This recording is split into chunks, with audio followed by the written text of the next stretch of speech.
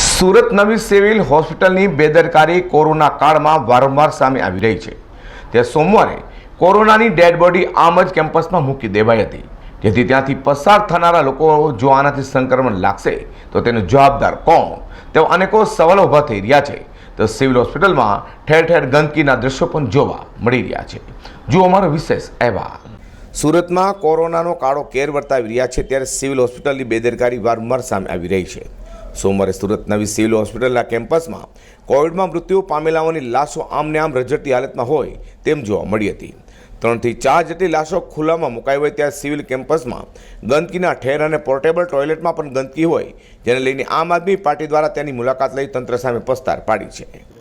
બે ચાર મુદ્દા બહુ ગંભીરતા સાથે જ ધ્યાનમાં આવી રહ્યા છે। એક તો કે અહીંયા ઘણી બધી લાશો ત્યાં સિવિલના ગેટ આગળ હમણાં અમે જોઈ, અને ઘણા સમયથી આ પરિસ્થિતિ છે કે લાશો ગમે ત્યાં ગમે તેમ રજડે છે, એનો વહીવટ કરવાવાળા, વ્યવસ્થા કરવાવાળા કોઈ દેખાણા નહીં। બીજું કે સફાઈના બારામાં જ્યારે અહીંયા આવ્યું તો જાણવા મળ્યું કે ભોજનની જ્યાં વ્યવસ્થા કરવામાં આવી છે એની પાછળ સુરત મહાનગરપાલિકા દ્વારા મૂકવામાં આવેલા 2 ટોયલેટ બ્લોક છે અહીંયા, જે ટોયલેટ બ્લોકની અંદર કોઈ જતું નથી એવું અમને સમાચાર મળ્યા। તો જાણ્યું તો ખબર પડી કે અહીંયા તો બહુ ગંદકી છે એટલે કોઈ જતું નથી। જ્યારે જોયું ટોયલેટ તો અંદર જઈને એટલી બધી ગંદકી છે કે પાણી જાણે કે મહિનાઓથી અહીંયા પાણીની વ્યવસ્થા કરવામાં નથી આવી, એટલે આટલી બધી ગંદકી છે। અને અત્યારે જ મેં હમણાં જ નાયબ કમિશનર સાહેબ એવા જે સ્વાસ્થ્ય હેલ્થ કમિશનર છે એવા શ્રી નાયક સાહેબને મેં વાત કરી, એટલે એને એમ કીધું કે ખરેખર આપણી જવાબદારી નથી, પણ હમણાં જ આપણે તાત્કાલિક સ્ટાફ મોકલી અને તરત જ આપણે સાફ સફાઈ ત્યાં કરાવડાવીએ છીએ। એટલે એ બાબતમાં પણ હું હેલ્થ કમિશનર સાહેબનો આભાર માનું છું કે તાત્કાલિક એ વ્યવસ્થા કરાવવા માટે રાજી થયા છે અને હમણાં જ સફાઈ થઈ જશે એવું કીધું છે।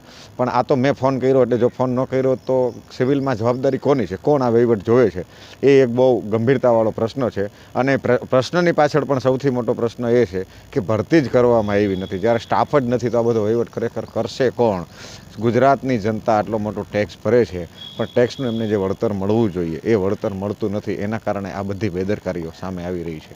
સાહેબ, જે રીતે ટોયલેટની વાત કરાઈ જાય તો અહીંયા પીવાનું બી પાણી દર્દીઓના સગાઓને નથી મળી રહ્યું। એવા સમાચાર પણ મળ્યા કે નીચે એક દર્દીના સગા હતા, એમણે કીધું કે અમારા સગાવાલા એક બેન હતા, એમના મમ્મી ઉપર એડમિટ છે 7મા માળે, એમણે કીધું કે 4-4, 5-5 કલાક સુધી કોઈ એમને મળવા નથી જતું, એમને પાણી પણ આપવા નથી જતું, કેટલાય બોમ્બ પરાડા પાડે તો પણ એમને કોઈ પાણી પાવા જતું નથી। આવી બધી અવ્યવસ્થા છે અને આ અવ્યવસ્થાને લઈને અમે હમણાં સુપ્રિન્ટેન્ડન્ટ મેડમને પણ મળવા માટે જઈએ છીએ। સિવિલ હોસ્પિટલમાં કોરોનાની ખુલ્લામાં મુકાયેલી લાશો અને ગંદકી સહિતના લઈને ન કરે નારાયણ, જો કોઈ વ્યક્તિને તેનાથી સંક્રમણ થાય તો તેનો જવાબદાર કોણ, તેવા સવાલ હાલ તો ઉદ્ભવી રહ્યા છે। કોરોના કાળમાં વારંવાર થતી બેદરકારીને લઈને તંત્ર દ્વારા નજર રખાય તેવી વાતો પણ ખાસ તાતી જરૂર છે। Azhar Qureshi, D10 news.